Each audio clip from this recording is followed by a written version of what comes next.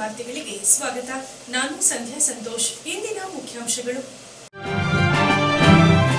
ಚನ್ನರಾಯಪಟ್ಟಣ ತಾಲೂಕಿನ 100 ಸ್ವಸಹಾಯ ಸಂಘಗಳಿಗೆ ಯೂನಿಯನ್ ಬ್ಯಾಂಕ್ನಿಂದ 10 ಕೋಟಿ ರುಗಳ ಸಾಲ ವಿತರಣೆ. ವಿನ್ ಸೊಸೈಟಿಯ ಸಹಭಾಗಿತ್ವದಲ್ಲಿ ಪಟ್ಟಣದ ಅಂಬೇಡ್ಕರ್ ಭವನದಲ್ಲಿ ನಡೆದ ಕಾರ್ಯಕ್ರಮ. ಎರಡನೇ ಹಂತದಲ್ಲಿ 200 ಸಂಘಗಳಿಗೆ 15 ಕೋಟಿ ವಿತರಣೆಯ ಗುರಿ ಎಂದ ಬ್ಯಾಂಕಿನ ವಲಯ ಮುಖ್ಯಸ್ಥರಾದ ರಾಜೇಂದ್ರ ಕುಮಾರ್. ತಾಲೂಕಿನ ಬಾಗೂರು ಹೋಬಳಿ ಅಣತಿ ಗ್ರಾಮ ಪಂಚಾಯಿತಿ ಅಧ್ಯಕ್ಷರಾಗಿ ಟಿಆರ್ ಶ್ರೀಧರ್ ಆಯ್ಕೆ. ಖಾಲಿ ಇದ್ದ ಅಧ್ಯಕ್ಷ ಸ್ಥಾನಕ್ಕೆ ಜೆಡಿಎಸ್ ಬೆಂಬಲಿತ ಸದಸ್ಯ ಶ್ರೀಧರ್ ಅವಿರೋಧವಾಗಿ ಅಧ್ಯಕ್ಷರಾಗಿ ಆಯ್ಕೆ.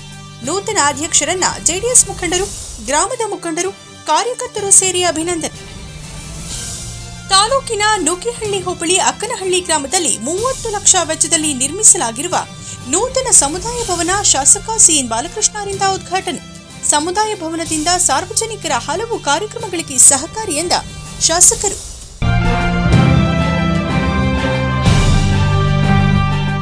ವಾರ್ತೆಗಳ ವಿವರ.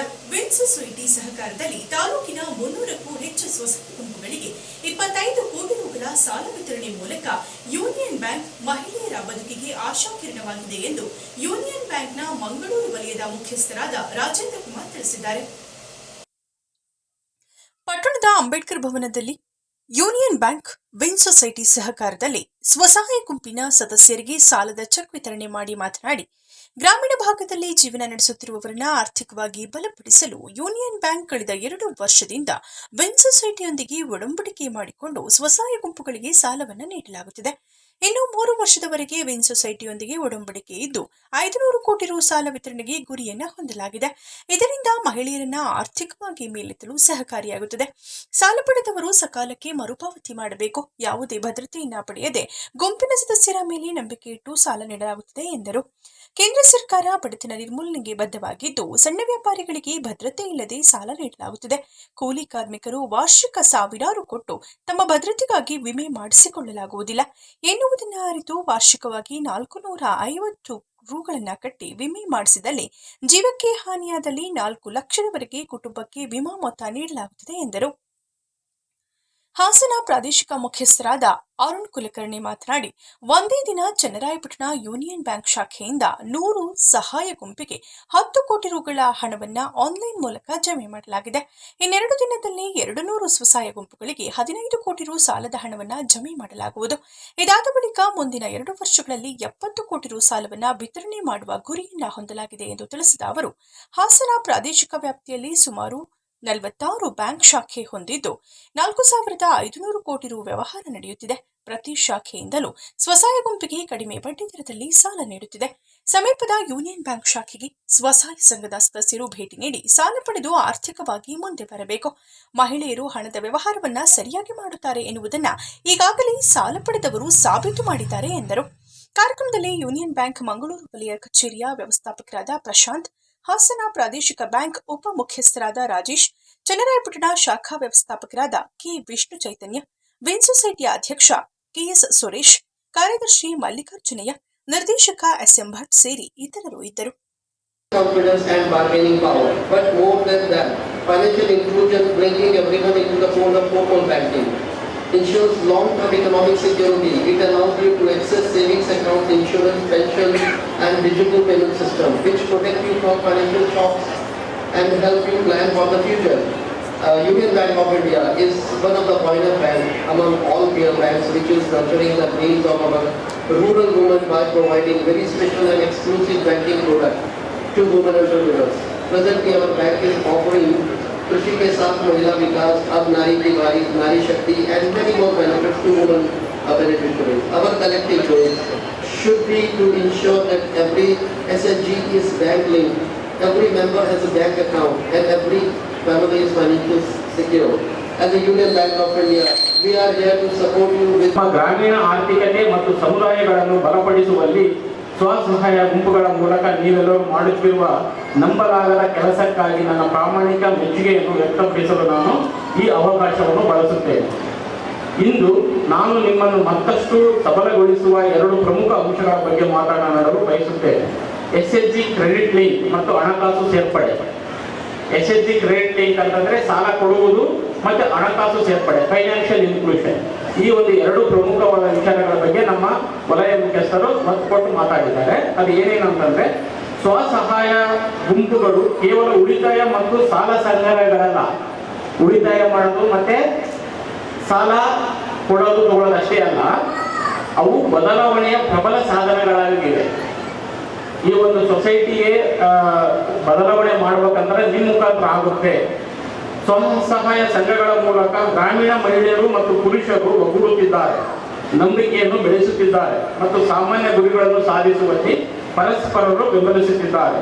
ಆದಾಗ್ಯೂ ಅವರ ಸಂಪೂರ್ಣ ಸಾಮರ್ಥ್ಯವನ್ನು ಉಪಯೋಗಿಸಿಕೊಳ್ಳಲು ಸಮಯೋಚಿತ ಮತ್ತು ಸಾಕಷ್ಟು ಸಾಲದ ಅಗತ್ಯವಿದೆ.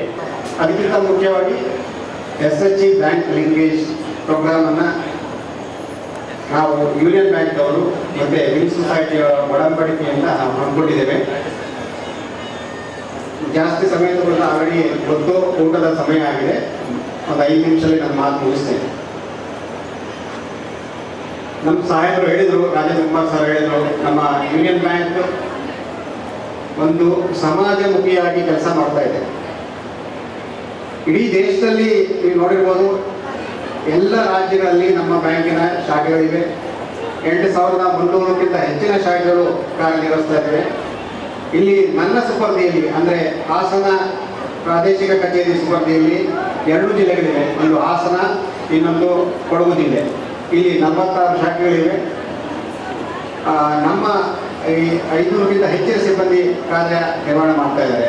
ಮತ್ತು ನಾವು ಇಲ್ಲಿ ಈ 2 ಡಿಸ್ಟಿಕ್ಕಲ್ಲಿ ಸೇರಿ ಸುಮಾರು 4,500 ಕೋಟಿಗಿಂತ ಹೆಚ್ಚಿನ ಬ್ಯಾಂಕಿನಲ್ಲಿ ಸಿಗುವಂತಹ ಯಾವತ್ತೂ ಸೌಲಭ್ಯಗಳನ್ನು ಸರಿಯಾಗಿ ಉಪಯೋಗಿಸಿಕೊಂಡು ಅದನ್ನು ನಿಮ್ಮ ಏಳಿಗೆಗಾಗಿ ಉಪಯೋಗಿಸ್ಕೊಳ್ಬೇಕು ಅಂತ ನಾನು ಕೇಳ್ಕೊಳ್ತೇನೆ. ಹಿರಿಯರು ಹೇಳ್ತಾರೆ, ಹೆಣ್ಣೊಂದು ಕಲಿತರೆ ಶಾಲೆಯೊಂದನ್ನು ತೆಗೆದುಕೊಂಡೆ. ನಾನು ಅದರೊಟ್ಟಿಗೆ ಸೇರಿ ಬಯಸ್ತೇನೆ. ಒಂದು ಕುಟುಂಬದಲ್ಲಿ ಹೆಣ್ಣೊಂದು ಆರ್ಥಿಕವಾಗಿ ಸಬಲೀಕರಣಗೊಂಡ್ರೆ ಇಡೀ ಕುಟುಂಬವೇ ಸಬಲೀಕರಣಗೊಂಡಂತೆ ಅಂತ. ಆ ನಿಟ್ಟಿನಲ್ಲಿ ನಾವು ವಿನ್ ಸೊಸೈಟಿಯ ಯಾವತ್ತು ಸದಸ್ಯಗಳು ಹಾಗೂ ಯೂನಿಯನ್ ಬ್ಯಾಂಕಿನ ಅಧಿಕಾರಿಗಳು ಒಟ್ಟಿಗೆ ಸೇರಿ ತಮಗೆಲ್ಲ ಒಂದು ಆರ್ಥಿಕ ಸೇರ್ಪಡೆಯ ಕಾರ್ಯಕ್ರಮವನ್ನು ಕೈಗೊಳ್ಳಿದೆ ಅನುಕೂಲ ಮಾಡಿಕೊಟ್ಟಿದ್ದೀವಿ. ನೀವು ಸ್ವಸಹಾಯ ಸಂಘದ ಯಾವತ್ತು ಸದಸ್ಯರುಗಳು ಬ್ಯಾಂಕಿನಿಂದ ಕೊಡಲ್ಪಡುವ ಸಾಲವನ್ನು ತಾಲೂಕಿನ ಬಾಗೂರು ಹೋಬಳಿಯ ಅಣತಿ ಗ್ರಾಮ ಪಂಚಾಯಿತಿ ಜೆಡಿಎಸ್ ಬೆಂಬಲಿತ ಸದಸ್ಯರಾದ ಟಿಆರ್ ಶ್ರೀಧರ್ ಅವರು ಅವಿರೋಧವಾಗಿ ಆಯ್ಕೆಯಾಗಿದ್ದಾರೆ. ಅಣತಿ ಗ್ರಾಮ ಪಂಚಾಯಿತಿಗೆ ಈ ಹಿಂದೆ ಅಧ್ಯಕ್ಷರಾಗಿದ್ದ ಬಿಟಿ ಧರ್ಮ ರಾಜೀನಾಮೆ ನೀಡಿದ್ದರಿಂದ ತೆರವಾಗಿದ್ದ ಸ್ಥಾನಕ್ಕೆ ಚುನಾವಣೆ ನಡೆಯಿತು. ಟಿಆರ್ ಶ್ರೀಧರ್ ಅವರನ್ನ ಹೊರತುಪಡಿಸಿ ಬೇರೆ ಯಾವ ಸದಸ್ಯರು ಅಧ್ಯಕ್ಷ ಸ್ಥಾನಕ್ಕೆ ನಾಮಪತ್ರ ಸಲ್ಲಿಸದೇ ಇದ್ದುದರಿಂದ ಅವಿರೋಧ ಆಯ್ಕೆಯನ್ನ ಚುನಾವಣಾಧಿಕಾರಿಗಳಾದ ತಹಶೀಲ್ದಾರ್ ನವೀನ್ ಕುಮಾರ್ ಘೋಷಿಸಿದರು. ಈ ಸಂದರ್ಭದಲ್ಲಿ ನೂತನ ಅಧ್ಯಕ್ಷರಾದ ಟಿಆರ್ ಶ್ರೀಧರ್ ಮಾತನಾಡಿ, ಅಣತಿ ಗ್ರಾಮ ಪಂಚಾಯಿತಿ ತಾಲೂಕಿನ ಗಡಿ ಭಾಗದಲ್ಲಿದ್ದು ಗ್ರಾಮ ಪಂಚಾಯಿತಿ ವ್ಯಾಪ್ತಿಯ ಹಳ್ಳಿಗಳ ಅಭಿವೃದ್ಧಿ ದೃಷ್ಟಿಯಿಂದ ಕ್ಷೇತ್ರದ ಶಾಸಕರಾದ ಸಿಎನ್ ಬಾಲಕೃಷ್ಣರವರ ಸಲಹೆ ಸಹಕಾರವನ್ನ ಪಡೆದು ಅಭಿವೃದ್ಧಿಗೆ ಹೆಚ್ಚಿನ ಆದ್ಯತೆ ನೀಡಲಾಗುವುದು. ತಮ್ಮ ಅಧಿಕಾರದ ಅವಧಿಯ ಮೊದಲನೇ ಆದ್ಯತೆಯಾಗಿ ಗ್ರಾಮ ವ್ಯಾಪ್ತಿಗಳಲ್ಲಿ ಕುಡಿಯುವ ನೀರು, ಸ್ವಚ್ಛತೆಗೆ ಹೆಚ್ಚಿನ ಆದ್ಯತೆ ನೀಡುವುದಾಗಿ ತಿಳಿಸಿದರು.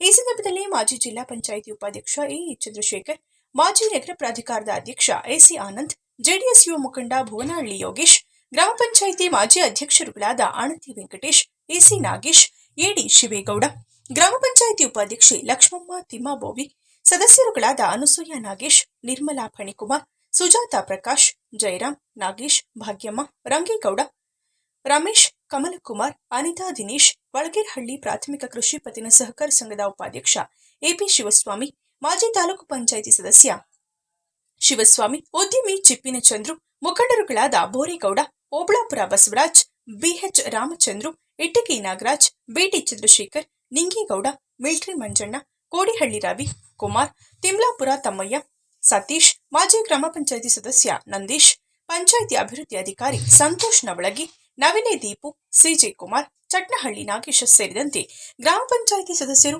ಜೆಡಿಎಸ್ ಮುಖಂಡರು ಹಾಜರಿದ್ದರು.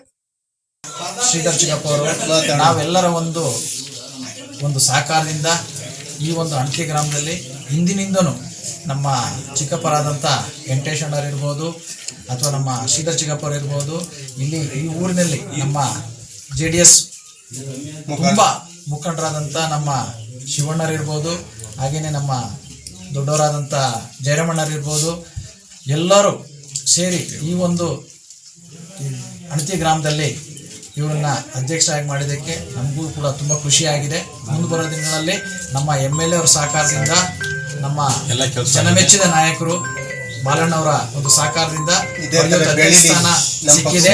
ಇನ್ನು ಮುಂದೆ ಬರೋ ದಿನಗಳಲ್ಲಿ ನಾವೆಲ್ಲರೂ ಸೇರಿ ಇದೇ ರೀತಿಯಲ್ಲಿ ಪಕ್ಷನ ಸಂಘಟನೆ ಮಾಡಿಕೊಂಡು ಮುಂದುವರಿಯಕ್ಕೆ ಅವರ ಒಂದು ಮಾರ್ಗದರ್ಶಕರಾಗಿ ಆಯ್ಕೆ ಮಾಡಿದ್ದೀವಿ. ಒಮ್ಮತವಾಗಿ ಅದನ್ನು ಯಾವುದೇ ಒಂದು ಸಮಸ್ಯೆ ಇಲ್ಲದ ರೀತಿಯಲ್ಲಿ, ಅದೇ ರೀತಿಯಲ್ಲಿ ಯಾವುದೇ ಗೊಂದಲ ಇಲ್ಲದಂಗೆ ಅದೇ ರೀತಿಯಲ್ಲಿ ಶ್ರೀಧರು ಮತ್ತು ಹಿರಿಯರಾದಂಥ ಶಿವಣ್ಣರ ಒಂದು ಮಾರ್ಗದರ್ಶನದಲ್ಲಿ ಆಶೀರ್ವಾದದಲ್ಲಿ ಈ ಪಂಚಾಯತಿನ ಸುಸೂತ್ರವಾಗಿ ಎಲ್ಲರಿಗೂ ಜನಗಳಿಗೆ ಸಿಗೋ ರೀತಿಯಲ್ಲಿ ಒಂದು ಒಳ್ಳೆ ಕೆಲಸ ಮಾಡ್ಕೊಂಡು ಎಲ್ಲರ ಹತ್ರ ವಿಶ್ವಾಸ ತಗೊಳ್ತಾರೆ ಅನ್ನೋ ಒಂದು ಭಾವನೆ ನನಗಿದೆ. ಅದನ್ನು ಮುಂದೆ ಒಗ್ಗಟ್ಟಿನಿಂದ ಅವಿರೋಧವಾಗಿ ಆಯ್ಕೆ ಮಾಡಿರ್ತಕ್ಕಂಥ ಸಂದರ್ಭದಲ್ಲಿ ಅವರಿಗೆ ಎಲ್ಲ ಸದಸ್ಯರು ಮತ್ತು ಮಾಜಿ ಅಧ್ಯಕ್ಷರು, ಉಪಾಧ್ಯಕ್ಷರು ಎಲ್ಲರಿಗೂ ಕೂಡ ಅಭಿನಂದನೆಗಳನ್ನು ತಿಳಿಸ್ತಾ, ಅದೇ ರೀತಿ ನಮ್ಮ ಗ್ರಾಮದ ಪ್ರತಿಯೊಬ್ಬ ಜನತೆಯೂ ಕೂಡ ಆಭಾರಿಯಾಗಿ ಗೊತ್ತಾಗುತ್ತೆ. ಯಾಕೆ ಅಂತಂದರೆ ಸುಮಾರು ನಮ್ಮ ಕುಟುಂಬದಿಂದ ನಮ್ಮನ್ನಿರ್ಬೋದು, ನಮ್ಮ ತಂದೆಯವ್ರಿರ್ಬೋದು, ನಮ್ಮ ನಾದಿನಿ ಮತ್ತು ಇವರು ಎಲ್ಲವನ್ನೂ ಕೂಡ ಈ ಈ ಊರಿನಲ್ಲಿ ಆಯ್ಕೆ ಮಾಡಿ ಅಧ್ಯಕ್ಷನಾಗಿ ಆಯ್ಕೆ ಮಾಡಲಿಕ್ಕೆ ಸಹಕಾರ ಮಾಡಿದ್ದಾರೆ.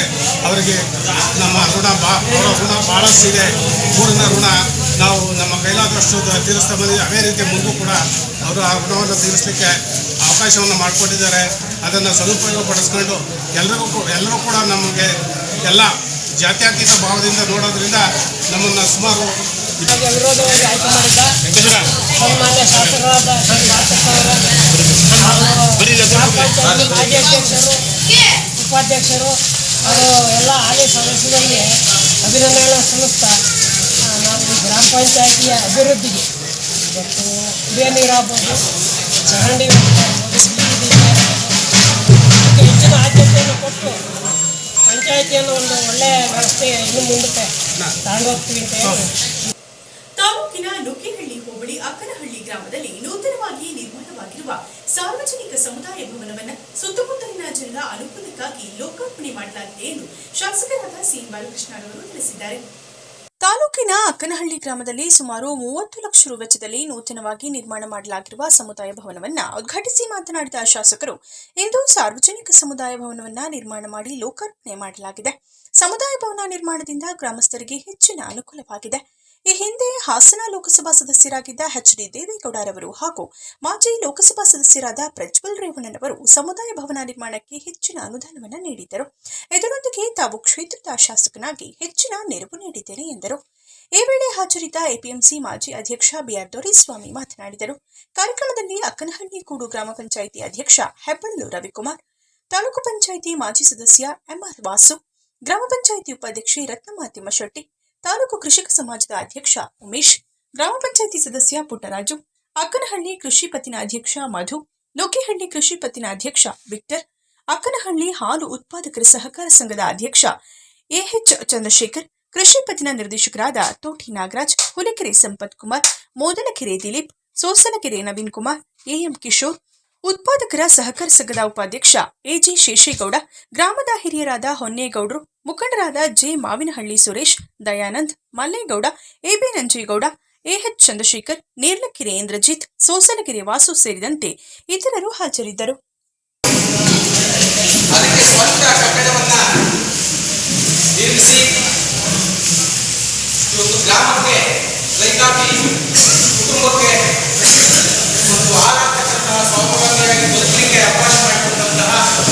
ಈ ತಾಲೂಕಿನ ಜನಪ್ರಿಯ ಶಾಸಕರು ಅಕ್ಕನಹಳ್ಳಿ ಗ್ರಾಮದಲ್ಲಿ ಗ್ರಾಮದ ಎಲ್ಲ ನಮ್ಮ ಜಗನ್ನವರ ಪುತ್ರರು ಗ್ರಾಮ ಪಂಚಾಯಿತಿಯ ಹಾಲಿ ಸದಸ್ಯರು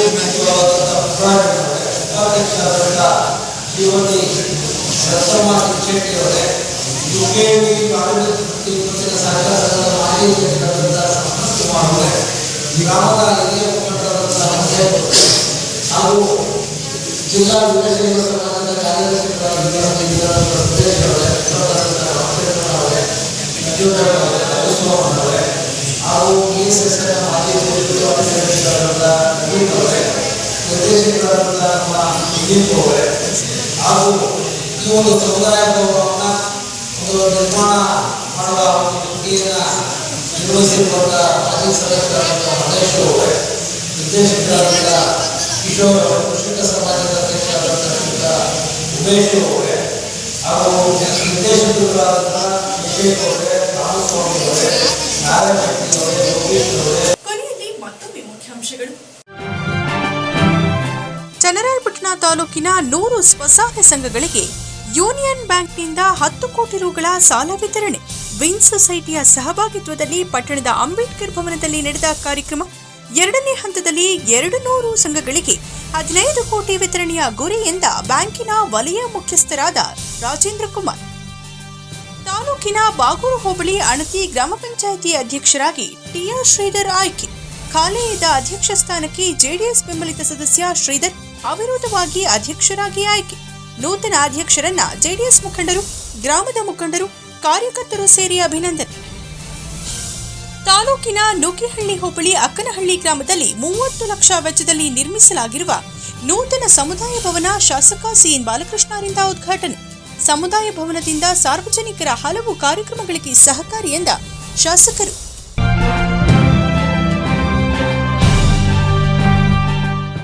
ಇದರೊಂದಿಗೆ ವಾರ್ತಾ ಪ್ರಸಾರ ಮುಕ್ತಾಯವಾಯಿತು. ಮತ್ತೆ ನಿಮ್ಮ ಭೇಟಿ ಮುಂದಿನ G4 ಜನವಾರ್ತೆಯಲ್ಲಿ. ವಂದನೆಗಳು.